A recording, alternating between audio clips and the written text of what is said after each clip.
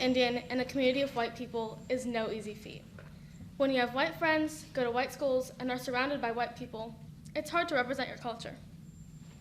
I'm different from my peers in so many ways, my name being the biggest difference.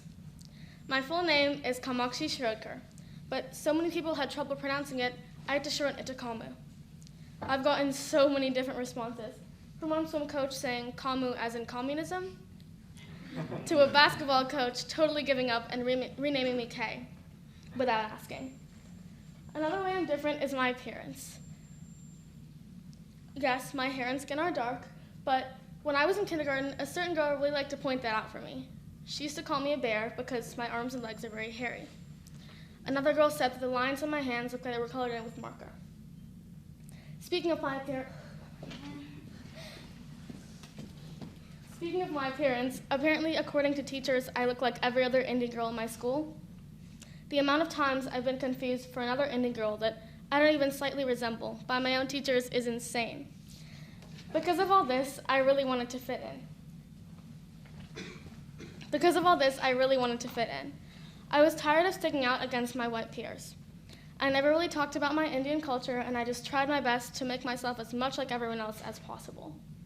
But I realized something throughout my middle school years, and that is I don't want to change myself. I love my... Sorry. It's very sensitive remote. Let's see.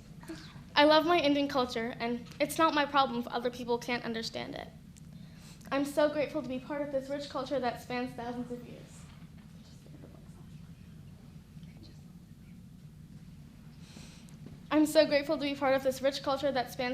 years. Yes, I'm still not the most Indian girl out there. I don't speak Hindi or Marathi. I rarely wear Indian clothes, and I don't go to the temple that often, but I can understand a bit of both languages from my parents. I love shopping for Indian clothes with my mom, and I have a small Indian altar that I can pray to every day.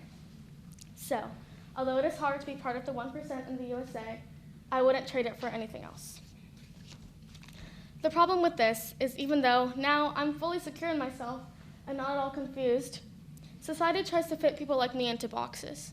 Either I can be whitewashed and fully assimilate with everyone else, or I should be offended with every interaction with someone who doesn't know how to pronounce my name or confuse me with someone else.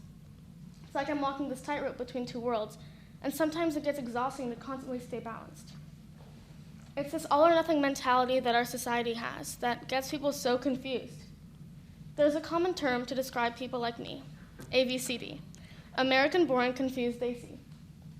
It was created by generations past because of the strict culture that Desi parents had, like bringing Indian food to school or walking around with oil in your hair. These things that some white people may frown upon can cause Indian kids to want to assimilate, and that is what causes the confusion. Luckily, my parents never did that to me, so I was free to explore my culture and figure out myself without being forced to do anything. I used to get really frustrated when people couldn't pronounce my name, but since then I've realized that it's not just a me problem. This is a whole immigrant problem. Recently, my mom showed me an interview of Saoirse Ronan, and where she shows us how to pronounce her name. It's spelled S-A-O-I-R-S-E, but it's pronounced Saoirse. The interview is actually really funny, and it made me realize that I can choose not to get mad when people say things like that to me. For example, if I went to a country where I didn't speak their native language, wouldn't I struggle to pronounce their names? So how can I blame everyone for not being able to say mine? I believe the other reason I'm so secure is because of all the representation that we have today. A few years ago, there were no Indians anywhere. Not in books, TV shows, magazines, or anything. Today, look how far we've come. Our own Vice President, Kamala Harris, is half Indian. One of the hit TV shows on Netflix, Never Have I Ever, is starring an Indian woman. Me, I'm up here today giving a talk that will be posted on YouTube for the world to see. Unfortunately, according to a Nielsen study in 2021, South Asian women such as myself only occupy 0.3% of screen time in the media. However, that is 0.3% more than what we've had in recent years. Today is not an ideal world by any means, but I'm hoping that me and my generation can fix that, so no little Indian girl will ever be confused about identity like me.